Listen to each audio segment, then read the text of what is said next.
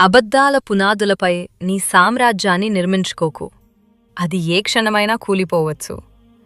నీ పదునైన మాటలతో ఇతరులను తక్కువ చేయడం నీ తెలివితేటలు అని అనుకోకు. అది నీ పతనానికేకే దారి. ఆస్తిపాస్తులు ఇచ్చే ధైర్యం తాత్కాలికం. దేవుని కృప ఇచ్చే ప్రశాంతత మాత్రమే శాశ్వతం.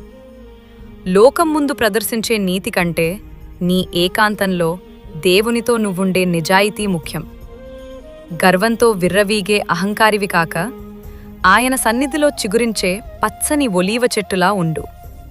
కాబట్టి కూలిపోయేటటువంటి అబద్ధాల పునాదుల మీద మన సామ్రాజ్యాన్ని నిర్మించుకోకుండా, పదునైన మాటలతో ఎదుటివారిని తక్కువ చేసి మాట్లాడకుండా, దేవుడిచ్చే ఆయన కృప మీదనే, ఆ ప్రశాంతత మీదనే దృష్టి నిలిపి మనమంతా ముందుకు సాగుదామా?